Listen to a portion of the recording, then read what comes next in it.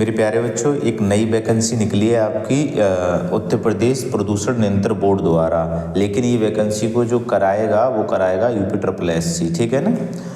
तो ये वैकेंसी में क्या है कि अलग अलग पोस्ट के लिए अलग अलग क्वालिफिकेशन दी हुई है। यानी इस तरीके से नहीं कि लेखपाल की वैकेंसी के लिए केवल 12th होना चाहिए, ऐसा नहीं दिया उसमें।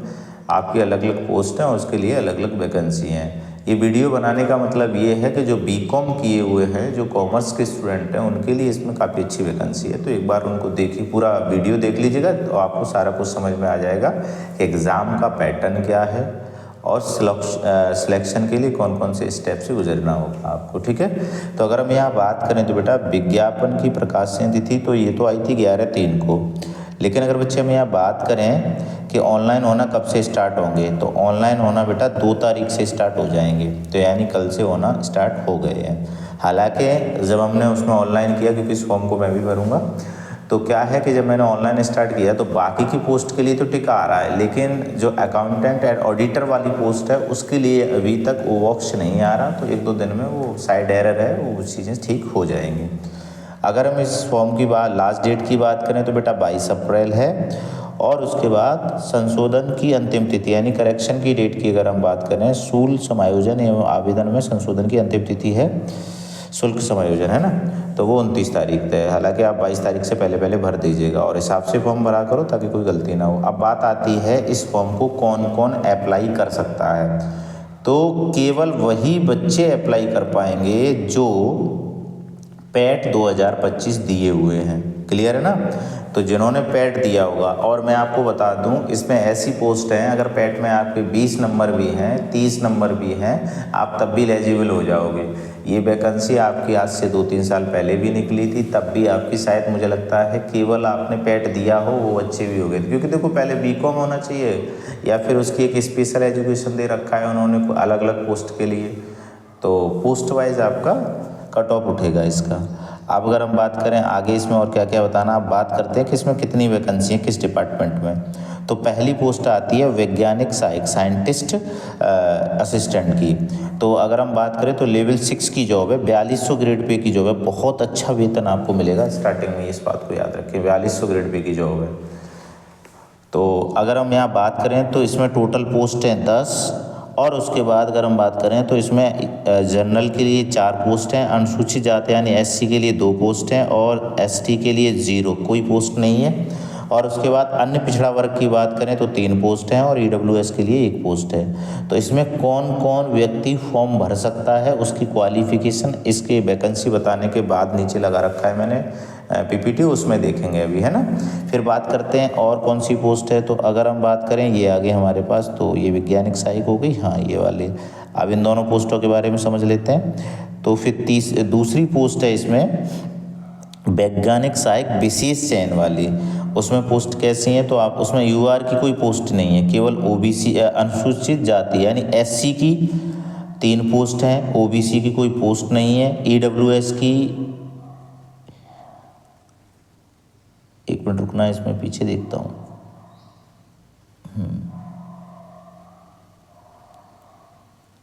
ऐसे देख लेता हूँ, ठीक है। तो अगर हम बात करें तो इसमें जनरल की कोई पोस्ट नहीं है और उसके बाद SC की 3 पोस्ट है और ST की 0 पोस्ट है, OBC की 2 पोस्ट है, यानी टोटल मिलाकर के 5 पोस्ट हैं। कौन से में, वैज्ञानिक सहायक विशेष चयन में, स्पेशल वाले में, ठीक है।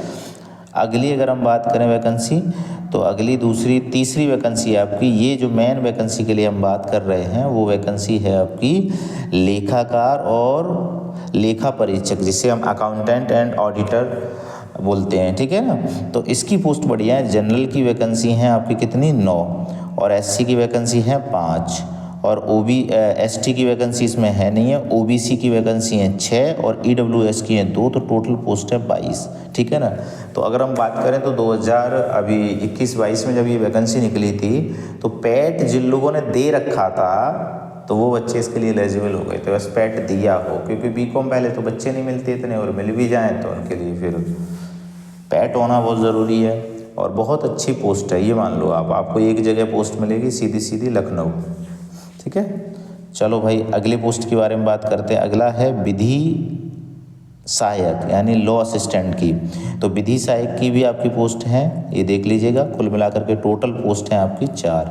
ठीक है, चलो अगली बात करें और कौन कौन सी वैकेंसी है इसमें। एक और है प्रयोगशाला, हाँ ये रही लेबोरेटरी असिस्टेंट की आपके पास, जिसे हम प्रयोगशाला सहायक बोलते हैं, जिसे लेबोरेटरी असिस्टेंट बोलते हैं। ठीक है ना, तो सभी ये 1900 ग्रेड पे की जॉब है। देखो मैं आपको बता दूँ, ये सहायक है यानी असिस्टेंट है तो 1900 ग्रेड पे की जॉब है।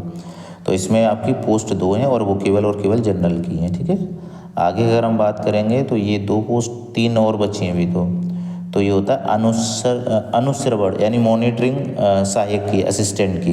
तो उसकी कितनी पोस्ट हैं, सबसे ज़्यादा इसी की हैं भाई ये, लेकिन 1900 ग्रेड पे की जॉब है, एक तरीक़ा से क्लर्क की जॉब है। तो 18 पोस्ट जनरल हैं इसमें, 3 SC हैं, ST एक भी है नहीं, 11 OBC है और 3 EWS है, कुल मिला के 35 पोस्ट है। अब इसके लिए देखो मैं आपको बता दूं क्या क्वालिफिकेशन होना चाहिए वो बता देता हूँ। तो अब देखो, और अगली है अवर अभियंता वाली, ठीक है ना, और ये अवर अभियंता चयन वाली, ये दोनों 4200 ग्रेड पे की है ना।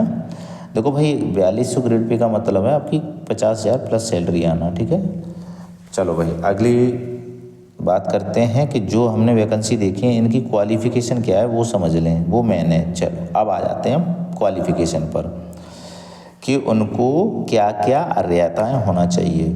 तो देखो अनिवार्य अर्हता यानी शैक्षणिक अर्हता क्या है, तो पहली वैज्ञानिक सहायक के लिए, तो वैज्ञानिक सहायक के लिए आपका होना चाहिए बेटा भारत में विधि द्वारा स्थापित किसी विश्वविद्यालय से जंतु विज्ञान, वनस्पति विज्ञान, रसायन शास्त्र और जैव रसायनिकी और पर्यावरण विज्ञान में स्नातकोत्तर की उपाधि या सरकार द्वारा उनके समकक्ष, यानी आपके पास पोस्ट ग्रेजुएट होना चाहिए। और कौन कौन से सब्जेक्ट में, या तो जंतु विज्ञान में या वनस्पति बॉटनी में, जूलॉजी में, केमिस्ट्री में और ये जैव विज्ञानिक रासायनिक में और पर्यावरण में। ठीक है, तो कुल मिला के इसके लिए बहुत अच्छी क्वालिफिकेशन उसने दी है, तो बहुत कम बच्चे मिलेंगे इसके लिए। ठीक है, अब बात करते हैं दूसरी पोस्ट लेखाकार वाली में। अब लेखाकार वाली अगर हम पोस्ट की बात करें बेटा तो वो है अकाउंटेंट और ऑडिटर। तो उसके लिए आपके पास BCom होना ज़रूरी है। तो देखो लिखा होगा यहाँ पर भारत में विधि द्वारा स्थापित किसी विश्वविद्यालय से किसी एक विषय के रूप में लेखाक्रम के साथ वाणिज्य में स्नातक उपाधि या सरकार द्वारा उसके समकक्ष मान्यता प्राप्त कोई अर्हता, तो इसके लिए BCom होना बहुत ज़रूरी है भैया। अगर BCom हो तो आप सब काम हो जाएगा। चलिए उसके बाद दूसरा पॉइंट भी पढ़िए, किसी सरकारी या अर्ध सरकारी संगठन में लेखाक्रम के क्षेत्र में 1 वर्ष का अनुभव हो। इसके लिए ज़्यादा सिरदर्दी नहीं लेते, ये बन जाता है। ठीक है, आगे अगर हम बात करेंगे हम यहाँ पर, अब मैंने तो कर रखा क्योंकि मैं UPPCL में पिछले 2 साल से हम काम किया था मैंने, तो मेरे पास तो ऑलरेडी बना रखा है, मैंने तो किया था काम। अगर हम बात करेंगे अगली है विधि सहायक के लिए क्या क्या चाहिए क्वालिफिकेशन, सबके लिए अलग अलग क्वालिफिकेशन है। तो भारत में विधि द्वारा स्थापित किसी विश्वविद्यालय से स्नातक उपाधि सरकार द्वारा उसके समकक्ष मान्यता प्राप्त कोई अर्हता हो। नंबर 2 में दिया है एडवोकेट, वकील, बैरिस्टर, अटॉर्नी के रूप में 3 वर्ष का अनुभव हो, तभी आप लॉ असिस्टेंट का फॉर्म भर सकते हो। ठीक है, अगली बात करते हैं प्रयोगशाला लेबोरेटरी असिस्टेंट के लिए कुछ नहीं, सिंपल सा इंटरमीडिएट हो और वो हो विज्ञान के साथ। ठीक है, उसके बाद आता है मॉनिटरिंग असिस्टेंट का यानी अनुश्रवण सहायक का, तो उसके लिए भी इंटरमीडिएट हो और वो भी विज्ञान के साथ होना चाहिए।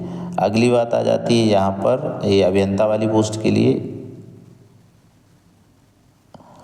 तो उसमें क्या है आपके, इसमें डिप्लोमा होना चाहिए बेटा, कौन सा, जनस्वास्थ्य या सिविल या रसायन या पर्यावरण अभियांत्रिकी में डिप्लोमा होना चाहिए, अभियांत्रिकी में डिप्लोमा होना चाहिए। चलो भाई अब और क्या देखना है यहाँ पर, कुल विज्ञप्ति पदों के सापेक्ष आयु का विवरण, हाँ अरे वो तो 21 से 40 साल होना चाहिए। चयन का आधार,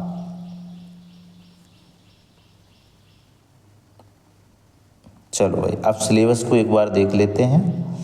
तो सिलेबस में क्या क्या आएगा, सभी पोस्टों के लिए एक है, 1/4 की नेगेटिव मार्किंग है, तो आप एक बार देख लेना 1/4 की नेगेटिव मार्किंग दे रखी है इसने।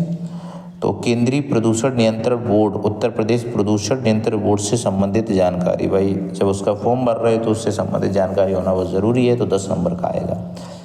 पर्यावरण जागरूकता से संबंधित जानकारी, भाई EVS आएगी आपकी कितनी, 40 क्वेश्चन आएंगे। विश्लेषणात्मक क्षमता एंड डाटा इंटरप्रिटेशन, इसका मतलब होता है रीजनिंग और डीआई। आपके 15 क्वेश्चन आएंगे, ठीक है। तो कुल मिला के सिलेबस में इसके 10 क्वेश्चन आएंगे, इसके 40 क्वेश्चन आएंगे, डीआई और रीजनिंग के टोटल मिलाकर के 15 क्वेश्चन आएंगे। आगे अगर हम बात करेंगे यहाँ पर कंप्यूटर एवं सूचना प्रौद्योगिकी की अवधारणाओं एवं वो बेसिक कंप्यूटर होता है इसमें, तो 15 क्वेश्चन वो आएंगे। और उसके बाद आपको सबसे अच्छी बात ये है कि 15 क्वेश्चन तो कंप्यूटर के आएंगे, 20 क्वेश्चन यूपीजी के आएंगे, केवल और उत्तर प्रदेश राज्य से संबंधित सामान्य जानकारी 20 क्वेश्चन उसके आएंगे, ठीक है। अब बात करते हैं सिलेबस क्या है, तो देखो ये केंद्रीय प्रदूषण नियंत्रक बोर्ड उत्तर प्रदेश का क्या सिलेबस है इसका है भाई, जल अधिनियम 1974, वायु अधिनियम 1981, पर्यावरण संरक्षण अधिनियम 1986 नियमों के अंतर्गत केंद्रीय प्रदूषण नियंत्रक बोर्ड राज्य प्रदूषण बोर्ड के संगठन कार्यों, शक्तियों, जिम्मेदारियों के बारे में जानकारी, ठीक है ना। पर्यावरण जागरूकता से संबंधित तो ये आप देख लो, वही टॉपिक है सब, पारिस्थितिकी वगैरह। और उसके बाद देखो विश्लेषणात्मक रीजनिंग में कथन और धारणाएं, कथन और तर्क, कथन और निष्कर्ष, वही सब, ठीक है। उसके बाद कंप्यूटर को थोड़ा सा देखो, कंप्यूटर में कुछ नहीं है भाई साहब, hardware, software, input output, internet protocol, IT gadget, email ID और प्रिंटर, टैबलेट, मोबाइल की संरचना, और वही MS ऑफिस में पूरा, MS वर्ड है और MS एक्सेल है, केवल 2 ही। ऑपरेटिंग सिस्टम और डिजिटल वित्तीय उपकरण अनुप्रयोग, भविष्य के कौशल और साइबर सुरक्षा यानी साइबर सिक्योरिटी, कोई ज़्यादा वो नहीं है, आप आराम से कर सकते हो, ठीक है ना। अब ये इंग्लिश में सिलेबस दे दिया है तो उससे कोई मतलब है नहीं है। तो कुल मिलाकर के ये है, इस पोस्ट के बारे में मैंने आपको क्वालिफिकेशन भी बता दी, सारा कुछ बता दिया, और कहाँ कैसे कैसे फॉर्म भरना है। तो अगर आपने पैट दिया है तो UPSSC की साइट पर जाओगे, और या मैं इस वीडियो के डिस्क्रिप्शन बॉक्स में मैं आपको लिंक दे दूंगा, आप वहाँ से डायरेक्ट भी फॉर्म को भर सकते हो। तो भर दो, अच्छी पोस्ट है, बहुत बढ़िया, 4200 ग्रेड पे की पोस्ट है। आप लेखपाल की भी देखोगे तो 1900 ग्रेड पे की जॉब है, ठीक है ना। और इसके लिए पैट में बहुत कम स्कोर होगा तब भी चल जाएगा, क्योंकि इसमें एजुकेशन अलग अलग यानी क्वालिफिकेशन अलग पोस्ट के लिए अलग मांगी है, ठीक है। चलिए भाई, ठीक है, धन्यवाद। और भी अगर कोई पोस्ट निकलती है तो मैं कोशिश करूँगा फ्री होकर के वीडियो बनाता रहूँगा।